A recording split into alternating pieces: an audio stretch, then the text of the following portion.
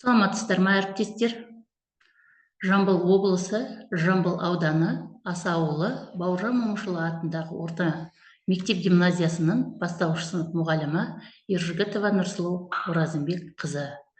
Бүгін сіздермен баяндамамен бөліскім келіп отыр. Баяндамамның тақырыбы функционалдық сауаттылықты дамыту, әлемдік үрдістер мен тәжірибелер.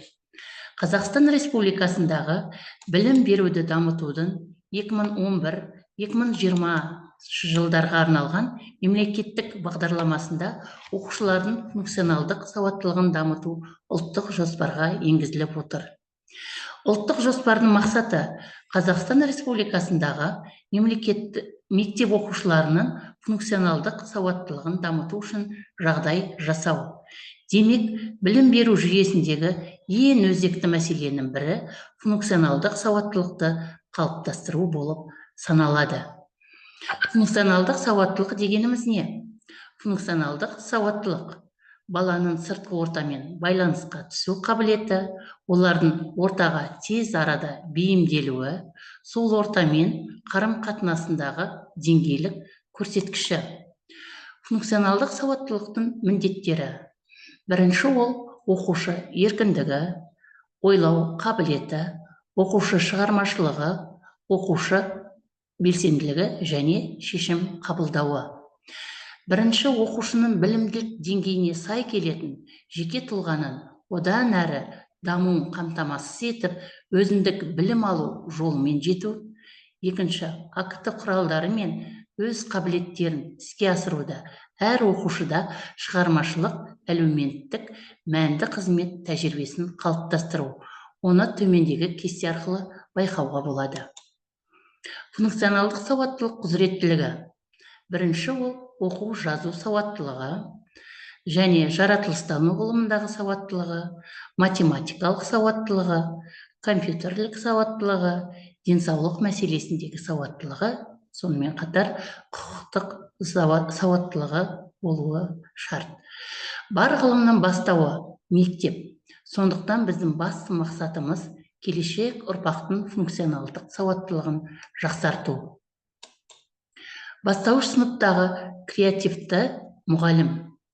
Бастауыш сыныптарында математика сабағындағы функционалдық сауаттылықты дамытудың өзі мұғалімнен ең алдымен заманауи біліктілігін оқыту барысында инновациялық әдістерді, сонымен қатар ақпараттық коммуникациялық технологияларды шебер пайдалануды талап етеді.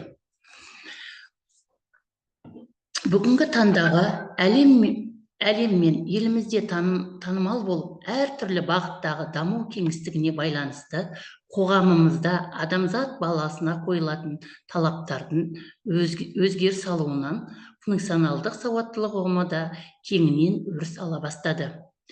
Бұл ұғым білім берудің әлеуметтік аспектісімен бірлікте алғанда ғана кеңейе түспек.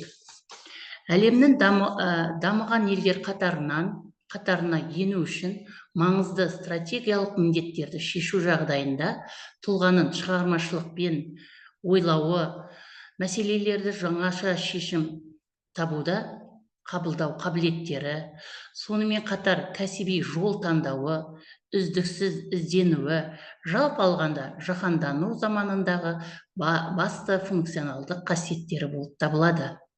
Ал бұл функционалдық біліктер мектеп және отбасында қалыптасатыны да белгілі. Бар ғылымның бастауы мектеп. Сондықтан біздің басты мақсатымыз келешек ұрпақты функционалдық сауаттылығын жақсарту.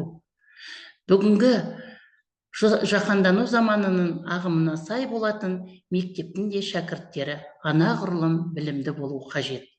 Келешек ұрпақты сауатты етіп тәрбиелеу Қазақстандағы мектеп оқушыларын функционалдық сауаттылығын дамыту болып саналса, оқушыларының құзыреттілік біліктері мен алған білімдерін өзінің өмірлік жағдаяттарында тиімді қолдана білу қабілеттерін дамыту. Мектеп оқушыларының соның ішінде бастауыш сынып балалары үшін оқу, ұғыну, қысқа мәтіндерді жасау және жеңіл арифметикалық амалдарды орындаудағы қарапайым сауаттылығына қарағанда, жеке тұлғалық сауаттылықтың айырмашылығы функционалдық сауаттылықта туындап отыр. Функционалдық сауаттылықтың негізгі міндетін қарастырсақ, мұғалім баланы оқыта отырып, оның еркіндігін, белсенділігін, шығармашылық тұрғыда ойлауын қалыптастырып, және баланың өз бетінше шешім қабылдауын дағдыландырады. Соған байланысты оқушылардың математикалық функционалдық сауаттылығын екі негізгі міндеттермен шешу арқылы қалыптастыруда болады. Қорыта айтқанда, мектептерде оқушылардың функционалдық сауаттылығын дамыту барлық педагогтың сабақ өту шеберлігін шыңдап, оқушының біліктілігі мен белсенділігін арттырады. Мұғалім мамандығын жүрегімен қалап, өз пәнін жақсы меңгерген оқытушының шәкірттері ұстаз еңбегін ақтайтын білікті тұлғаға айналатыны сөзсіз. Назар қойып тыңдағандарыңызға рахмет.